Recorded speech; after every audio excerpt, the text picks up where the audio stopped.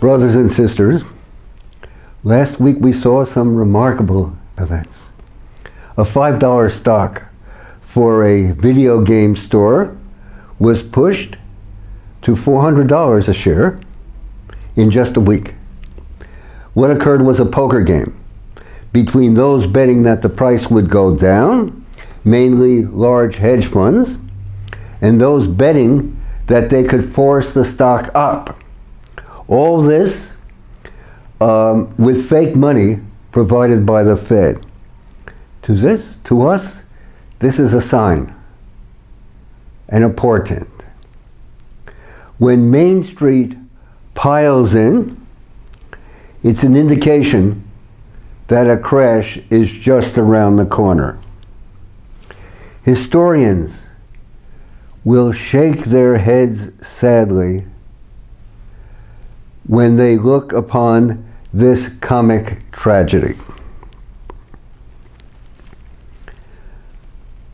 We're here for aliveness. The aliveness in that leaf of spinach, in that kale or Swiss chard that you put in your green smoothies every day. Let's look at the economy from the point of aliveness. That's what matters. It's a living thing. It has a pulse, a metabolism, a circulation. It has cycles. It has rhythm. Its smallest cell is a commodity. Its lifeblood is the circulation of commodities. A bunch of bananas, an apple, a peach, a nectarine, all of these are commodities, as well as a computer chip, by the way, or an automobile. They're all commodities. They have a profound commonality. So the economy has a pulse. It has a rhythm. It has cycles. It too is subject, like all living things, it's subject to fevers. It gets depressed. It even convulses. Like our bodies, this living entity is wondrous complex. The whole is sustained by the intentionality of 160 million working Americans.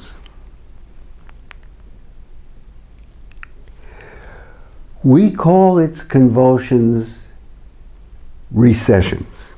Since 1929, there have been 13 recessions.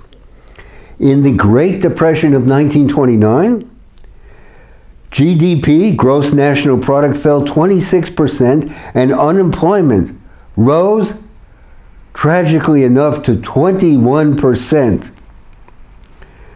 We all remember the Great Recession of 2007 to 2009, where GDP fell 5% and unemployment rose to 10%.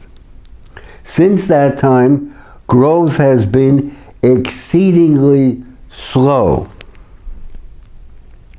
And over and above that,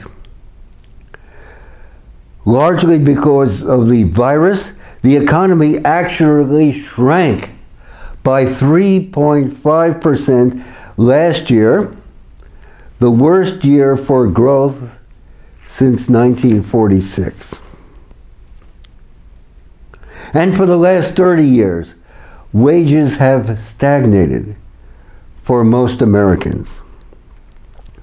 The pandemic was not the cause of the crisis.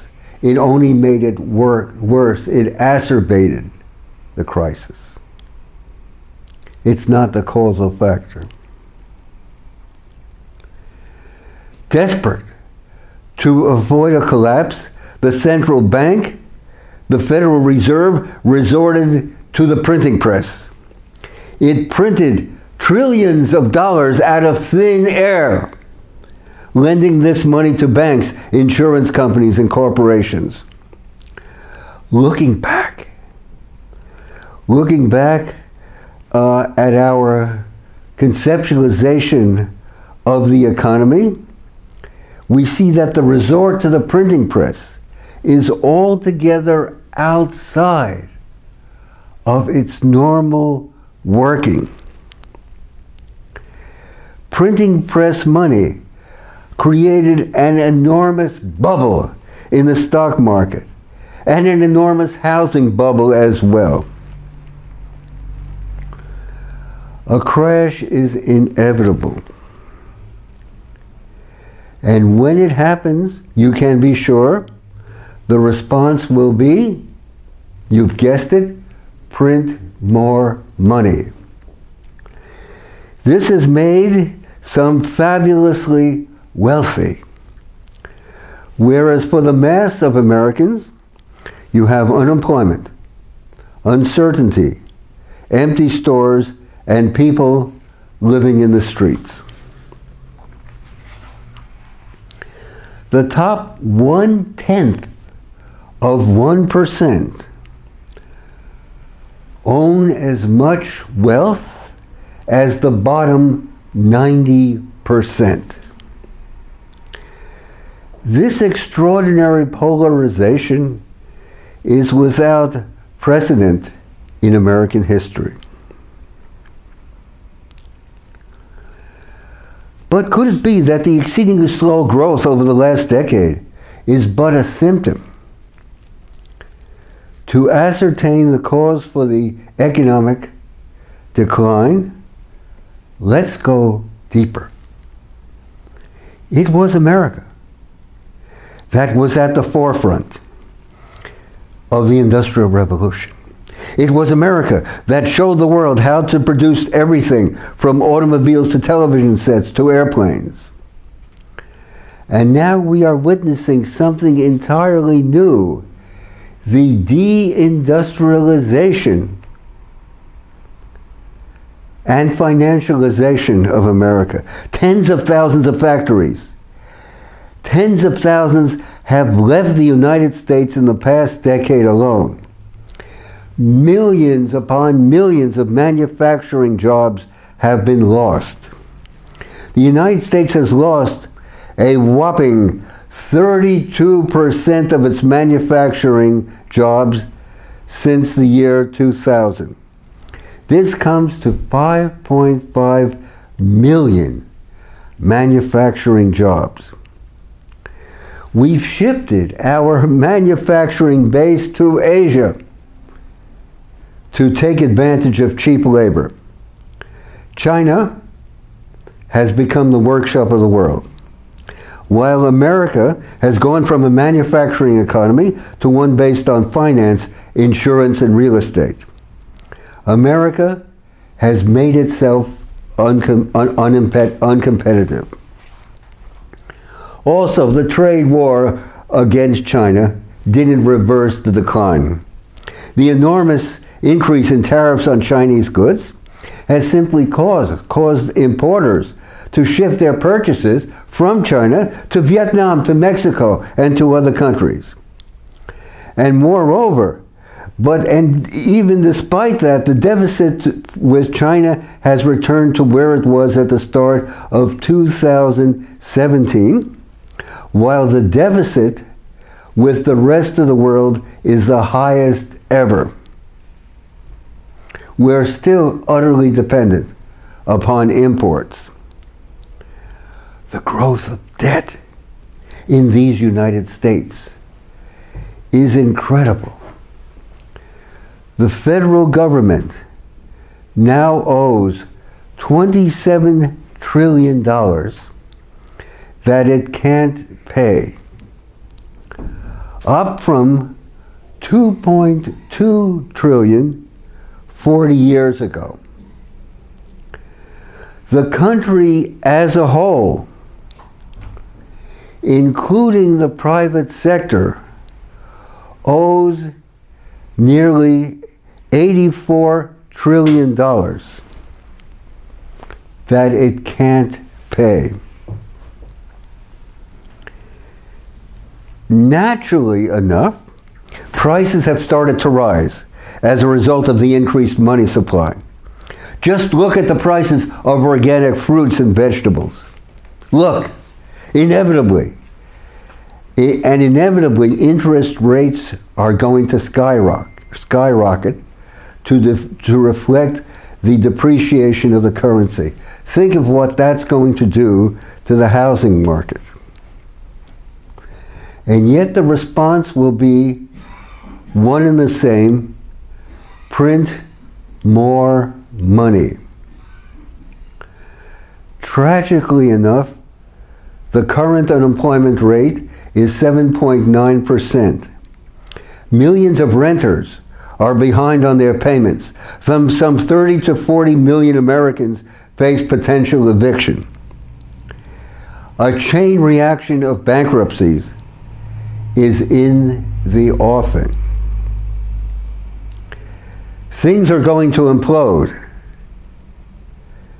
And what do you suppose the response is going to be? Print more money. As Bill Bonner, an astute observer, says, rather than cut back on spending, both parties are committed to covering these unpayable debts by printing money, a policy that always leads to bankruptcy, poverty, depression, and inflation, as well as social and political chaos. Government spending must be paid for by the private sector. If paid for by taxes, they take your money. But if paid for by inflation, they take your purchasing power. Inflation is a massive, regressive, brutal tax on the middle class and the working poor. The effects of a rise in the price of food, especially the food that we eat, is sad and altogether tragic. This spring, a market crash might well be at hand. It seems to us, brothers and sisters, that growing our own food is no longer an option. We've got to do it. Every backyard, a victory garden. Every front yard, an heirloom apple orchard. Every vacant lot, a community garden. Every school, an edible schoolyard. In your kitchen right now, in the midst of winter, start that tray of wheatgrass. Start that tray of arugula and of broccoli sprouts.